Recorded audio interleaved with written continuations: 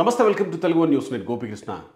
మనతో మా input editor Subhakar గారు విజయవాడ నుంచి జాయిన్ అవుతున్నారు. సుభాకర్ గారు, వెల్కమ్ సార్. వెల్కమ్ గోపి గారు. సుభాకర్ గారు, కేసినేని నాని వైసీపీలో చేరడం లాంఛనమైంది. రాజీనామా చేశాడు, జగన్మోహన్ రెడ్డిని కలిశాడు, శాల్వా కప్పాడు, బొకే ఇచ్చాడు, బయటకు వచ్చి ప్రెస్ మీట్ పెట్టాడు. టీడీపీ మీద తాను చేయాలనుకున్నవి అన్నీ చెప్పేశాడు.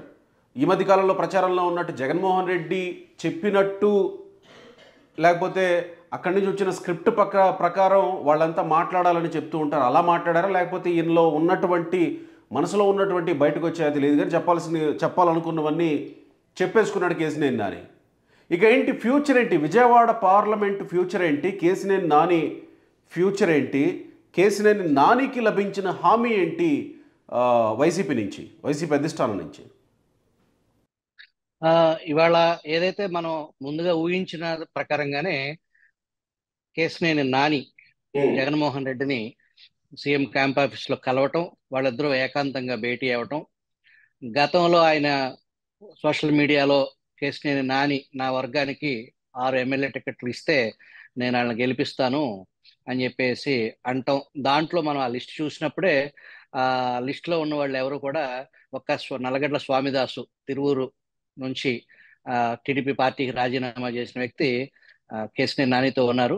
ప్రతిమ ఎవరు కూడా కేసినేని నానితో లేరు. ఒక గంట క్రితం గొల్లపూడి మాజీ సర్పంచ్ బొమ్మసాని సుబ్బారావు ఏదైతే మైలవరం టికెట్ ఆశిస్తూ కేసినేని నాని శిబిరంలో ఉన్నారో నిన్నటి వరకు, ఇవాళ లోకేష్ ని వెళ్ళి కలవటం, నేను పార్టీకి కట్టుబడి పనిచేస్తాను అనేది ఒక మంచి పరిణామం అని టీడీపీ భావిస్తుంది.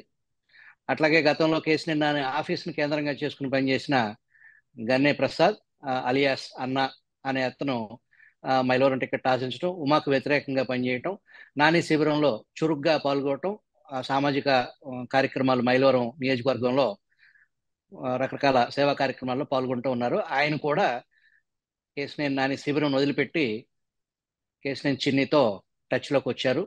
అలాగే విజయవాడ వెస్ట్ నుంచి ఫస్ట్ నుంచి కూడా ఎంకే బేగ్ కొడుకు ఎంఎస్ బేగ్ని ప్రమోట్ చేసుకుంటూ వచ్చారు కేసినేని నాని. ఆయనకి టికెట్ ఇవ్వాలనే కింద ఆయన సైతం మొన్న చంద్రబాబు సభ తిరువూరులోనే అక్కడ ప్రత్యక్షం అవటం, కేసినేని చిన్నితో మాటమంతి కలపటం, నాకు పార్టీయే ముఖ్యం అని అంటాం. ఒక రకంగా చెప్తే ఇప్పటి వరకు చూస్తే కన్ఫ్యూజ్ స్టేటస్ నుంచి ఒక క్లియర్ పిక్చర్ అనేది కృష్ణా జిల్లా పాలిటిక్స్, ఎన్టీఆర్ జిల్లా, ఉమ్మడి కృష్ణా జిల్లాలో ఒక క్లియర్ పిక్చర్ అనేది వచ్చింది. ఆయన సహజంగానే కేసినేని నాని వైఖరికి అనుకూలంగానే ఆయన టీడీపీ అధినేతపై అలాగే లోకేష్ పై తీవ్ర వ్యాఖ్యలు చేశారని చెప్పొచ్చు. ఇకపోతే ఒకసారి ఆ వ్యాఖ్యల దగ్గరకు వచ్చే ముందు వైసీపీ నుంచి లభించిన హామీ ఏంటి? ఎంపీ టికెట్టేనా, లేకపోతే శ్వేతకు కూడా ఎమ్మెల్యే టికెట్ ఉందా, లేకపోతే ఇతని మనుషులకి ఏమన్నా వైసీపీలో అకామిడేట్ చేస్తామన్నారా? ఇక్కడ నడుస్తున్న చర్చ ఏంటంటే అది వైసీపీ పార్టీ వర్గం నుంచి వెలువడాల్సిన అంశం. ప్రస్తుతానికి ఊహాగానాలు ఏంటంటే శ్వేతను ఈ జరగబోయే 2-3 నెలల్లో జరగబోయే అసెంబ్లీ ఎన్నికల తరువాత ఇదే విజయవాడ కార్పొరేషన్ లో ప్రజెంట్ మేయర్ అభ్యర్థిగా వైసీపీ క్యాండిడేట్ మేయర్ భాగ్యలక్ష్మి గారు ఉన్నారు కాబట్టి ఆవిడ స్థానంలో కేసినేని శ్వేతని వైసీపీ మేయర్ అభ్యర్థిగా ఈ కార్పొరేటర్ల మద్దతుతో ఆవిడ్ని మేయర్ చేయటానికి జగన్ సుముఖత వ్యక్తం చేశారు అనేది వార్తలు వస్తున్నాయి. అంటే ఆమె ఆల్రెడీ రాజీనామా చేశారు కదా, రాజీనామా ఆమోదించారు. అది ట్విస్ట్ ఇక్కడ. ఆవిడ రాజీనామా చేశారు, మరి రాజీనామా ఆమోదించారా లేదా అనేది అది ఇంకా బయటికి రాలా మనకి. అది ఒకవేళ ఇది కనుక నిజమైతే కనుక ఆవిడ రాజీనామాని ఆమోదించకపోవచ్చు. ఇకపోతే తిరువురు నుంచి స్వామిదాస్ అదే రాజీనామా ఆమోదించకుండా అసెంబ్లీ ఎన్నికలు అయిపోయాక మేయర్గా శ్వేతకు అవకాశం ఇచ్చే ఒక హామీ ఒకటి కేసినేని నానికి లభించింది అనుకోవాలా? అవకాశం హామీ ఇచ్చారు అనేది వార్తలు వస్తున్నాయి. ఓకే, ఎమ్మెల్యే టికెట్ లేదు, ఎమ్మెల్యే టికెట్ లేదు, మేయర్ గానే చేస్తాను అన్న శ్వేతా పాపని అని చెప్పేసి జగన్మోహన్ రెడ్డి హామీ ఇచ్చినట్టు మనకి. మరి 1+1 ఏంటి? మరి 1+1 ఏంటి నానికి ఆఫర్? ఆ 1+1 లో నల్లగడ్డ స్వామిదాసు ఎవరైతే తన కోసం పార్టీకి రాజీనామా చేశాడో అతనికి తిరువురు నుంచి ఆ వైసీపీ అభ్యర్థిగా హామీ లభించింది అనేది. దీంట్లో మనం ఊహించినట్టుగానే విజయవాడ పార్లమెంట్ వైసీపీ అభ్యర్థిగా కేశినేని నాని దాదాపుగా ఖరారైంది. బహుశా ఇంకొక గంటలో జాబితా విడుదలయ్యే అవకాశం ఉంది. రాష్ట్ర వ్యాప్తంగా ఉన్న మేజర్ ఎంపీ సీట్లు రిలీజ్ చేయబోతుంది వైసీపీ పార్టీ. ఈ లిస్ట్ లో బహుశా విజయవాడ ఎంపీ అభ్యర్థిగా కేశినేని నాని పేరు ఉండటానికి అవకాశం ఉంది. అంటే హిందూపూర్ ఎంపీ అప్పుడే పార్టీలో చేరి అప్పుడే టికెట్ తీసుకున్నట్టు కేసీఆర్ నాని కూడా అప్పుడే పార్టీలో చేరి అప్పుడే టికెట్ అనౌన్స్ అయ్యే అవకాశాలు ఉన్నాయనుకోవాలా? ఇవాళ లిస్ట్ లో పేరు రావచ్చు అనేది మనకు అందుతున్న సమాచారం. Okay, right. ఇక కేశినేని నాని మాట్లాడిన విషయాలకు వద్దాం. కేశినేని నాని టీడీపీలో ఉండగా కేశినేని నానిని టార్గెట్ చేశారు లోకేష్. దాడి కూడా చేయించే ప్రయత్నం చేశారు, కొంతమంది ఆపారు. ఈ వ్యాఖ్యలు బయటకు వచ్చిన తర్వాత చేయడమేనా? టీడీపీలో ఉన్నప్పుడు కూడా ఇలా ఆయన మదన పడిన సందర్భాలు ఏమన్నా ఉన్నాయా? ఎప్పుడు బయటికి పొక్కలేదు ఇవి. ఆయన ఏది దాచుకునే మనస్తత్వం కాదు. చాలా విషయాలు ప్రైవేట్ సంభాషణలు అంటే కెమెరాల ముందు, ప్రెస్ ముందు కాకుండా ఒక నలుగురు కూర్చున్నప్పుడు వితౌట్ ఫిల్టర్ ఆయన ఏం అనాలనుకుంటున్నాడో, ఎటువంటి పరుష పదజాలం వాడాలనుకుంటున్నారో అవన్నీ వాడేశారు. అది అందరికి, టీడీపీ పార్టీలో ఉన్న చిన్న పెద్ద అందరికీ ఆయన ఏం మాట్లాడుతున్నారు, పార్టీ అధిష్టానాన్ని పట్ల, లోకేష్ పట్ల, చంద్రబాబు పట్ల ఆయన వైఖరి ఏంటి అనేది అందరికీ ఆశ్చర్యం కలిగించే అంశమే. అది కాకుండా ప్రెస్ లో కూడా చాలా సందర్భాల్లో చంద్రబాబు హిట్లర్ అని, లోకేష్ నాయకుడు కాదని, లోకేష్ నాయకత్వాన్ని నేను సమర్థించాలా అని, అంతర్గత ప్రైవేట్ సంభాషణలో చాలా పరుషమైన పదజాలమే వాడేవారు అనేది గడచిన 5-6 సంవత్సరాల నుంచి అందరికీ తెలిసిన విషయమే. ఆయన మొదటిసారిగా గెలిచినప్పుడు పార్టీ అధికారంలోకి వచ్చింది. అప్పటి ట్రాన్స్పోర్ట్ కమిషనర్ అతని మీద, ట్రాన్స్పోర్ట్ కార్యాలయం మీదకి దాడి చేసినంత పనిచేయటం, చంద్రబాబు మందలించటం, ఆ అధికారికి సారీ చెప్పటం, ఆ తర్వాత రీసెంట్ గా జరిగిన కార్పొరేషన్ ఎన్నికల్లో తన కూతుర్ని అభ్యర్థిగా అధిష్టానం ప్రకటించక ముందే తానే ప్రకటించేసుకోవటం, దాంతో వెస్ట్ నియోజకవర్గానికి సంబంధించిన కేశినేని నానికి పొసగని వర్గం, అందులో బుద్దా వెంకన్న అనే వ్యక్తి తీవ్రంగా వ్యతిరేకించడం, బుద్దా వెంకన్న, విజయవాడ సెంట్రల్ నియోజకవర్గ మాజీ ఎమ్మెల్యే బోండా ఉమామహేశ్వరరావు, జలీల్ ఖాన్, నాగుల్ మీరా, వీళ్ళందరూ ఎలక్షన్ టైంలో, కార్పొరేషన్ ఎలక్షన్ టైంలో నానికి వ్యతిరేకంగా పనిచేయటం, అధిష్టానం రంగంలోకి దిగి సర్దుబాటు చేయటం జరిగింది. అప్పట్లోనే ఎవరికి అధిష్టానం, నాకు నేనే అధిష్టానం అనుకుంటా వచ్చారు.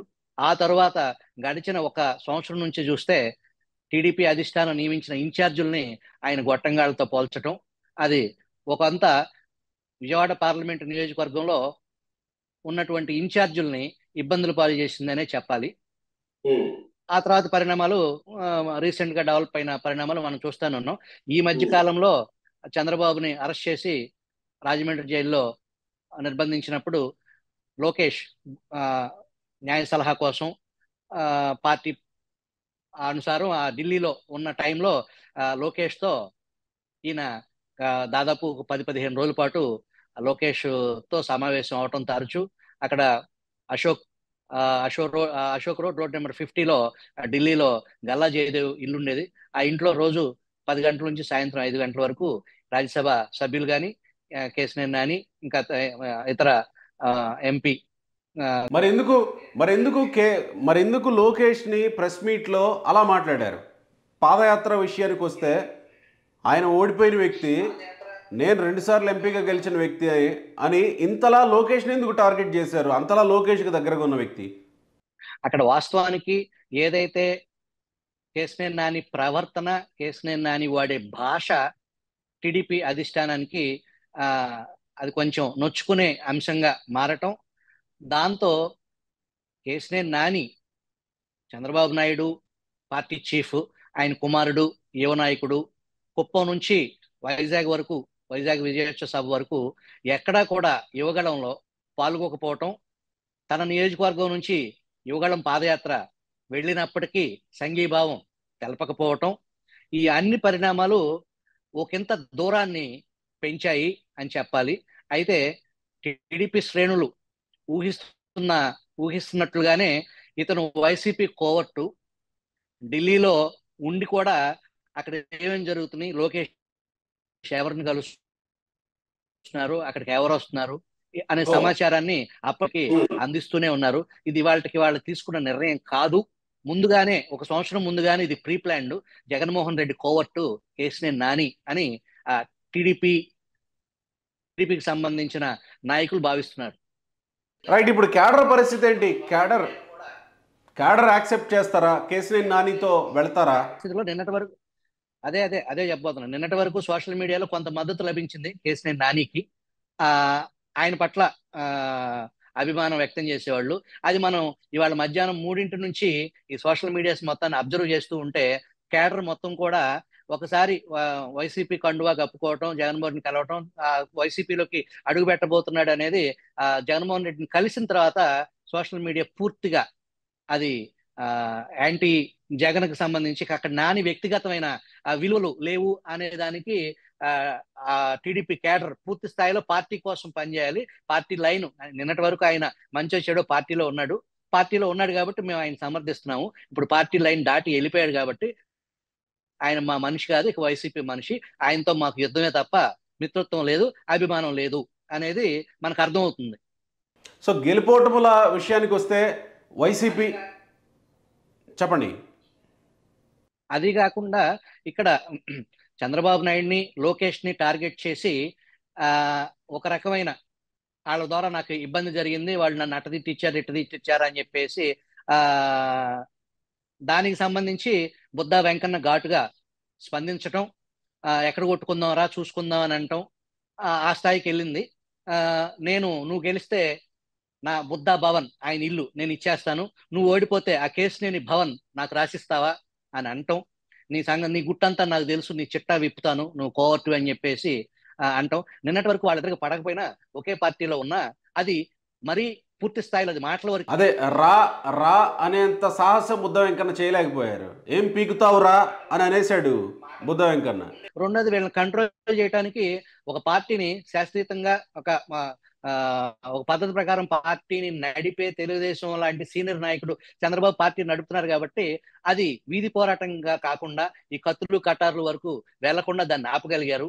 ఇప్పుడు ఇక్కడ విజయవాడ ప్రజలు లేదా టీడీపీ సీనియర్ కార్యకర్తలు కొంత అనుమానం వ్యక్తం చేసేది ఏంటంటే కేసినేని నానికి ఇప్పుడు అసాంఘిక శక్తుల ప్రోత్సాహం లభిస్తే, మొన్న టీడీపీ పార్టీ ఆఫీస్ ని ధ్వంసం చేసిన ఆ ముఠా అంతా కూడా ఇప్పుడు కేసినేని నాని చుట్టూ ఉంది. రేపొద్దున వీళ్ళు ఎలక్షన్ సమయంలో కానీ బెదవాడలో ఏదన్నా అల్లర్లు చేయడానికి అవకాశం ఉంటుందేమో అనే ఆందోళన టీడీపీ కేడర్లో కొంత అనుమానాలకు తావిస్తుంది. సో ఇప్పుడు టీడీపీ కేడర్ అంతా కలిసి పనిచేసే అవకాశం ఉంటుందా? కేసినేని చిన్నితో కలిసి పనిచేసే అవకాశం ఉంటుందా? ఇప్పుడు కేసినేని నాని వల్ల మీరు చెప్పిన ఈ 4 పేర్లు ఏవైతే ఉన్నాయో వాళ్ళు సఫర్ అయ్యారు, లేకపోతే అంటే వాళ్ళు అనుకుంటున్న దాని ప్రకారం మేము మాట్లాడలేకపోయాము, లేకపోతే కొంత ఆగి ఉండాల్సి వచ్చింది, ఇబ్బందులు పడ్డామని వాళ్ళు అనుకుంటుంటే, ఇప్పుడు కేసినేని నాని పక్కెళ్ళిపోయారు కదా. ఒకవేళ కేసినేని చిన్నిని ప్రకటిస్తే అక్కడ అభ్యర్థిగా, లేకపోతే ఇన్ఛార్జిగా ప్రకటిస్తే వీళ్ళందరూ కలిసి పనిచేస్తారా? ఇప్పుడు ఎవరైతే నాగుల్ మీరా కానీ, జలీల్ ఖాన్ కానీ, బుద్ధ వెంకన్న కానీ, బోండా ఉమా కానీ వీళ్ళందరూ కలిసి పనిచేస్తారా? ఇక్కడ కేసినేని చిన్ని అభ్యర్థ లేదంటే ఇంకెవరైనా అభ్యర్థి అనేది ఇక్కడ విజయవాడ పార్లమెంట్ పరిధిలో టీడీపీకి సంబంధించిన నాయకులు కానీ కేడర్ కానీ, టీడీపీ అనేది సైకిల్ సింబల్ మీద ఈవెన్ కేసినేని నాని సింబల్ మీద టీడీపీ బీఫామ్ ఇస్తే మేము పనిచేయాల్సిందే పార్టీ లైన్ ప్రకారం అనే పరిస్థితి. ఇక్కడ చిన్ని కాకుండా ఎవరికి టీడీపీ అభ్యర్థిగా ప్రకటిస్తే వాళ్ళకి ఇప్పుడు ఇక ఇబ్బందులు లేవు. వాస్తవానికి చెప్పాలంటే ఇప్పటి వరకు కన్ఫ్యూజ్ ఉంది, ఆ వర్గం ఈ వర్గం అని ఉంది. ఇప్పుడు వర్గాలు లేవు, టీడీపీ కూడా తలపోటు తప్పింది అని భావిస్తున్నారు వాళ్ళు. సుభాకర్ గారు, ఒకటి చంద్రబాబు నాయుడునో లోకేష్నో టార్గెట్ చేయటం, లేకపోతే వాళ్ళ మీద ఏదో ఆరోపణలు చేయటం ఒక ఇదైతే, జగన్మోహన్ రెడ్డిని పొగడడం అంటే పార్టీలో జాయిన్ అవుతున్నాడు, కలిసి వెళదాం అనుకుంటున్నాడు కాబట్టి తప్పని పరిస్థితి అని అనుకోవాలా? అంటే కోవిడ్ టైంలో చేసిన ఇది కానీ సంక్షేమ పథకాల గురించి కానీ ప్రత్యేకంగా ప్రస్తావిస్తూ వచ్చారు కదా. ఎవరు ఏ పార్టీలోకి వెళ్ళటం అనేది వాళ్ళ వ్యక్తిగతమైన అంశం. అయితే నిన్నటి వరకు ఉన్న పార్టీని తోలనాడటం, పార్టీ అధినేతను, ఆ పార్టీకి సంబంధించిన లీడర్స్ ని దుర్భాషలాడటం అనేది మనం సాధారణంగా చూసి ఆరోపణలు వెళ్ళబోయే ముందు చేస్తారు, వెళ్ళిన తర్వాత చేస్తారు. అవి అంత వెయిట్ ఇచ్చే పరిస్థితి ఉండదు. కేసీఆర్ నాని ఇంకెక్కువ చేస్తారు, తత్మ వాళ్ళు కొంచెం తక్కువ చేస్తారు. మొత్తం మీద అది కామన్ విషయం. నేను ఈ పార్టీ నుంచి ఇంకో పార్టీకి వెళ్ళిపోతున్నప్పుడు ఆ బురద చల్లటం అనేది ఇక కామన్ థింగ్. ఇక్కడ ఏంటంటే ఇవాళే వైసీపీ స్క్రిప్ట్ స్టార్ట్ అయింది. మామూలుగా వైసీపీ నాయకులకి తాడేపల్లి ప్యాలెస్ నుంచి స్క్రిప్ట్ వస్తుంది. ఆ స్క్రిప్ట్ ప్రకారమే ప్రెస్ ముందు మాట్లాడాలి అని అంటారు. దానికి సంబంధించి ఈయన చూస్తే చంద్రబాబు అనే వ్యక్తి పచ్చి మోసగాడు, ఈ రాష్ట్రానికి పనికిరాని వ్యక్తి, జనం ఏమనుకుంటారో నాకు తెలియదు, జగన్ పేదల పక్షపాతి అన్నాడు. చంద్రబాబు పచ్చి మోసగాడు, ఈ రాష్ట్రానికి పనికిరాడు అని ఒక రకంగా ఇది స్క్రిప్ట్ లో భాగమే. ఎందుకంటే చంద్రబాబు మోసగాడు లేదా చంద్రబాబు ఈ రాష్ట్రానికి పనికిరాడు అంటే చంద్రబాబు ఏం చేశాడు అనేది ఉమ్మడి రాష్ట్రంలో కానీ ఈ రాష్ట్రంలో కానీ అభివృద్ధి అనేది ఇక్కడ టీడీపీ కానీ ప్రజలకు కూడా కొంత అవగాహన ఉంది ఏ మేరకు చేశాడు అనేది. అసలు ఏమీ చేయలేదు, అసలు ఈ రాష్ట్రానికి పనికిరాడు అనేది ఇది ప్యాలెస్ స్క్రిప్ట్ లో భాగంగానే అనుకోవాల్సి వస్తుంది. ఇక రేపటి నుంచి కేసీఆర్ నాని మాట్లాడే అన్ని కూడా స్క్రిప్ట్ కు లోబడే ఉండే పరిస్థితి ఉంది అని మనం అనుకోవచ్చు. మాటల దాడి తీవ్రంగా చాలా పొదునైన మాటలు ఎక్కువ పెడతారు అని అనుకోవచ్చు. కోవిడ్ వల్ల అభివృద్ధి అనుకున్న స్థాయిలో చేయలేకపోయారంట. 2 లక్షల కోట్ల రూపాయలకు పైగా ప్రజలకు సంక్షేమ పథకాలు ఇచ్చారు. జగన్మోహన్ రెడ్డితో కలిసి ప్రయాణించాలి అని నిర్ణయించుకున్నాను, ఇక నుంచి ఆయనతో కలిసి పనిచేస్తాను అని ప్రకటించారు స్పష్టంగా. సో ఈ రాష్ట్రం రాబోయే ఎన్నికల్లో జగన్మోహన్ రెడ్డి గెలవాలి, ఈ రాష్ట్రం అభివృద్ధి చెందాలంటే జగన్మోహన్ రెడ్డికే సాధ్యం, చంద్రబాబు నాయుడు పనికిరాడు అని తేల్చేశాడు ఆయన. అంటే వైసీపీలో పుట్టి, వైసీపీలో పెరిగి, వైసీపీలో ఎంపీ అయిపోయి, వైసీపీలో ఉన్నవాళ్ళు ఏదైతే చంద్రబాబు చేసిన దాన్ని కూడా ఒప్పుకోవటానికి ఆ పార్టీ లైన్ అడ్డొస్తుందో ఆ లైన్లోనే ఈయన ఉన్నారు. తొలి రోజే తొలి అడుగు స్క్రిప్ట్ ప్రకారం నడుస్తుంది అని అనుకోవచ్చు. Right sir, thank you.